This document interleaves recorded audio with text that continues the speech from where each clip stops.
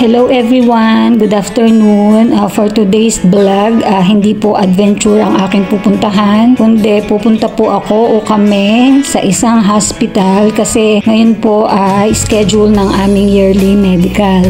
So sa mga OFW po dito sa Taiwan, required po yan ng government na meron po kaming yearly medical na kailangan po na i-take. So whether na caregiver ka, caretaker o factory workers, required po yan na meron kami na yearly medical. So ngayon po, ang system po kasi niyan, kunyari factory workers, ayan, sama-sama po yan, napupunta rin ng hospital kasi ano po sila, may isa talaga silang company. Compare po sa aming mga caregiver at saka caretaker na sa mismo pong location namin kami pipick upin. So ito pong si Manong driver, ano po to, contact na po ito ng agency na siya po ang magpipick up sa amin isa-isa. And actually, nung pinick up ako sa amin, meron na po talagang sakay dito na isang magme-medical din. And then tinanong ko si Manong kung ilan kaming sama-sama kasi usually ganun naman po ang nangyayari. Pero depende pa rin po yan kasi merong mga OFW na ang kasama ay yung mismong employer po nila. And then heto na nga po nung tinanong ko kanina si Manong driver kung ilan kaming sama-sama ngayon. Ang sabi po niya ay 9. So meron pa pong 7 na pipick upin bago po kami makarating ng hospital.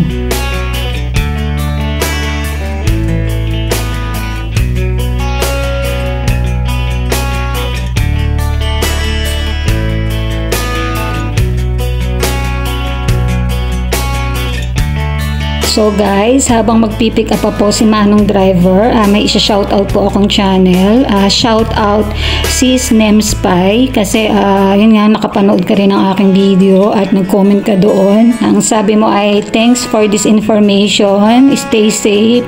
Pa-shoutout din po ako, stay connected. And then dun sa sumunod ko pong video, nag-comment ka po ulit doon. Ang sabi mo ay ang sarap, sa tingin pa lang, kakrave naman. Shoutout naman dyan, idol. So, Mami Nemspy, shout out sa'yo and yun nga, stay connected and tuloy mo lang. Alam ko na mahaba-haba pa yung lalakarin mo sa pag-YouTube, pero alam ko na hindi naman yan magiging hadlang sa'yo kasi alam ko na meron ka ring determinasyon at pagiging consistent sa pag-upload ng iyong mga videos. So, yan, keep it up, Mami Nemspy.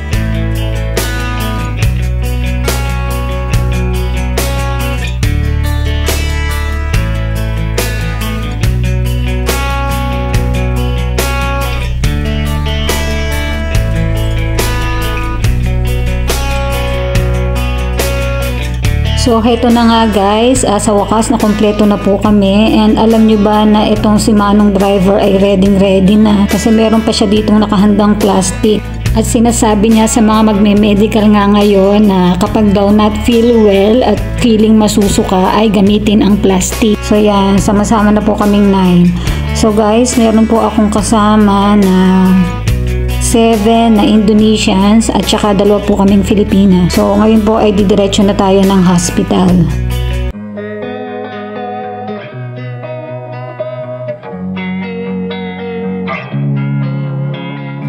Losing time, I'm fading fast. I just wanna make it last. Try to let go of the past. I close my eyes, embrace the blast. Sleepless nights and headaches stack. Restlessness to hell and back. What's my purpose? What do I grab? A slippery surface, a heart attack.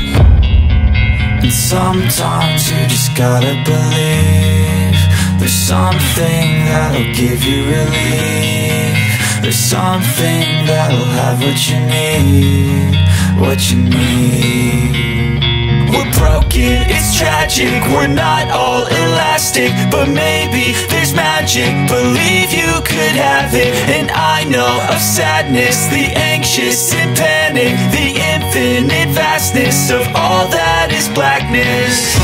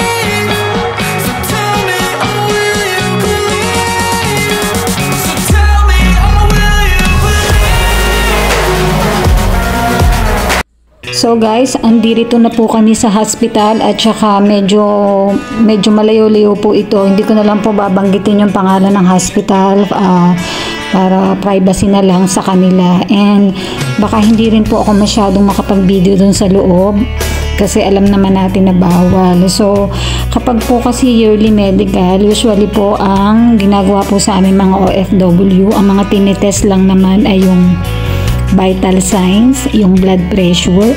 Yan, sasabihin ko na po dito ngayon kasi nga baka hindi agad ako makapag-video dun sa loob at alam kong bawal.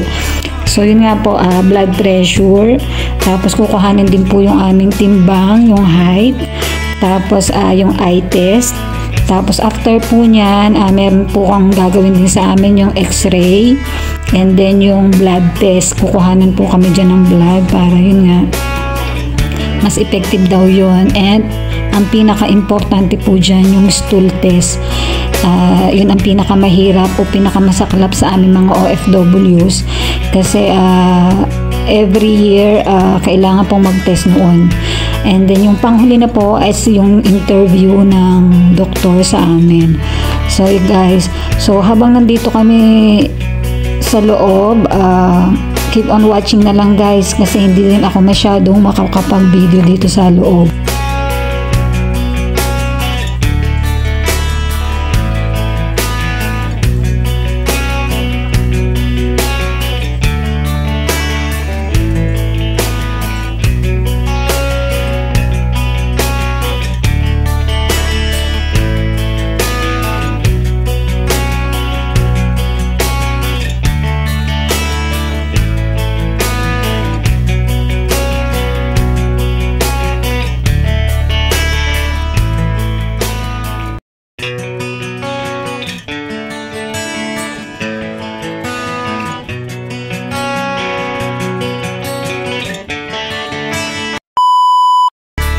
So guys, ito po natapos na din ang aming medical, and ito pong medical na to is valid for 1 year. So obligado po kami na next year ay babalik po dito para mag-medical po ulit.